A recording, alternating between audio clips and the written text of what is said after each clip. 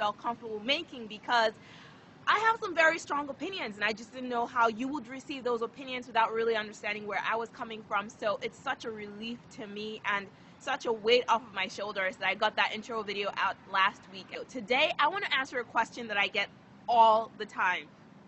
Every single time I tell people that I'm Nigerian, I get two comments every single time. The first comment is, "Oh my gosh, you speak really good English."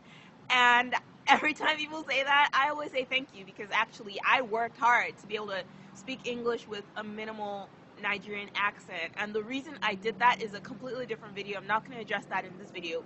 But the second comment I always get when I say I'm Nigerian is, "Why did you leave? Why did you leave Nigeria to come to the US?" And I always answer that question in some kind of politically correct way. I usually say something along the lines of, "Oh, America's the land of opportunity," or, "Oh, it just kind of worked out." But, I want to be real for a second here. Why wouldn't I leave Nigeria? I think asking why I left Nigeria to come to the US is the wrong question. The right question would be, why wouldn't I leave? Why wouldn't I leave Nigeria? Why wouldn't I leave a country that thinks it's okay to marry off 7-year-old girls to 75-year-old men and make it a legal law that says that it's okay to do something like that? But why wouldn't I leave a religious country that has so much perversity going on under the surface? Why wouldn't I leave a country that kills people that are trying to do the right thing? I think back to MKO.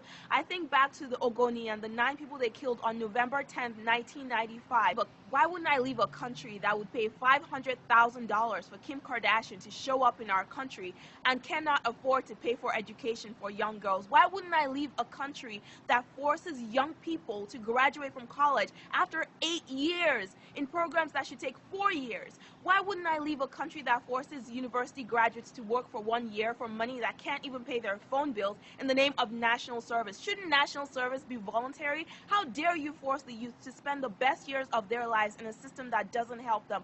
Why wouldn't I leave a country where people spend 8 years trying to get a degree that should only take 3 years? Why wouldn't I leave a country where university professors sleep with girls every single day of the school year so they can get good grades, and the government turns a blind eye and there's no justice for these girls? Why wouldn't I leave a country where I don't feel safe walking down the street in the broad daylight, in the afternoon hours, not even late at night? Why wouldn't I leave a country where there is so much kidnapping and killing and corruption day in, day out? Why wouldn't I leave a country where our leaders convene every single day of the week to share the money that's being gotten from oil? Why wouldn't I leave a country that the US pays $30 billion to almost every year? Actually, I'm not sure if that number is correct.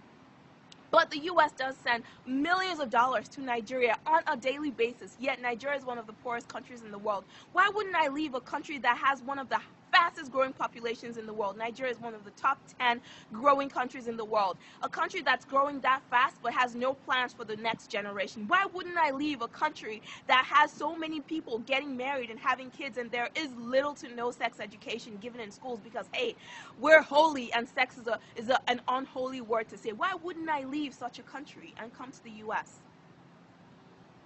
And for those of you that are going to say, "Well, Kola, you're not helping by leaving," here's what I want to ask you.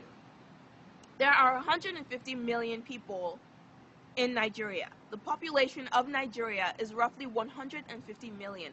Now let's assume that half of those people are brain damaged. Let's just say 50% of the Nigerian people living in Nigeria are brain damaged. That leaves 75 million human beings with perfectly functional brains living in the system. Why aren't those people making change happen? Why would it be me? Why would I be the hero? Why would my presence in Nigeria make a difference? Why do I have to be person number 75,000,001 in order for change to happen?